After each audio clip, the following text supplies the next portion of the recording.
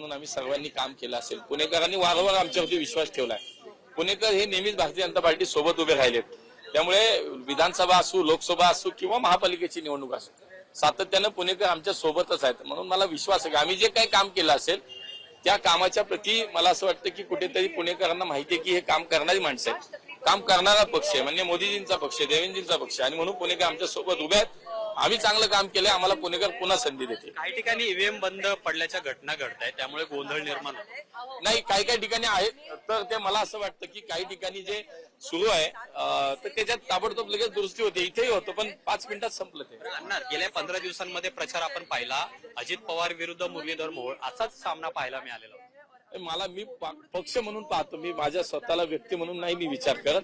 माझा पक्ष निवडणुकीत उभा आहे, माझ्या पक्षाचे उमेदवार उभे आहेत, त्यामुळे पक्षाचे उमेदवार निवडून येतील हा विश्वास आहे. सगळा प्रचार तुम्ही केला, जबाबदारी तुमच्याकडे होती, तर काय एकूण चित्र असेल? महानगरपालिकेमध्ये भाजपचे किती नगरसेवक निवडून येऊ शकतात? ज्या पद्धतीने मी म्हणालो की मागच्या मोदीजींच्या सरकारनं मागच्या 11 वर्षात पुण्यात जे काही काम झालं, मेट्रो आली, नद्यांचे प्रकल्प आले, आज NHAI ची मोठी कामं पुण्यामध्ये, चांदणी चौकाचा प्रकल्प झाला, कात्रजचा उड्डाणपूल झाला, आज आम्हाला रिव्हरफ्रंट जायकासारख्या प्रोजेक्टला 900-950 कोटी रुपये केंद्र सरकारकडून मिळाले, मेडिकल कॉलेज आमचं झालं. हे केंद्र सरकारने पुण्यासाठीची उपलब्धी, राज्य सरकार देवेंद्रजींच्या नेतृत्वाखाली अनेक कामं झाली, आणि 5 वर्षात आम्ही 5 वर्ष जे काही काम केलं हे सगळे पुणेकर पाहत आहेत. त्यामुळे पुणेकर हे खूप विचारी आहेत, ते विकासाला, प्रगतीला आणि पुण्याच्या सुरक्षित भविष्याला मत देतात. आणि त्यामुळे मला माहिती आहे की मोदीजींच्या पक्षाला, देवेंद्रजींच्या पक्षाला म्हणजे भारतीय जनता पार्टीला पुणेकर मत देतील, आणि पुण्याचा महापौर पुन्हा एकदा भारतीय जनता पार्टीचा होईल. पुण्याची गरज भासणार नाही महापौर पद घेण्यासाठी.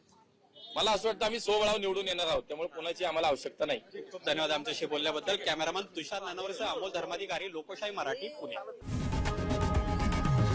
लोकशाही मराठी, ऐका, पहा, जागरूक रहा.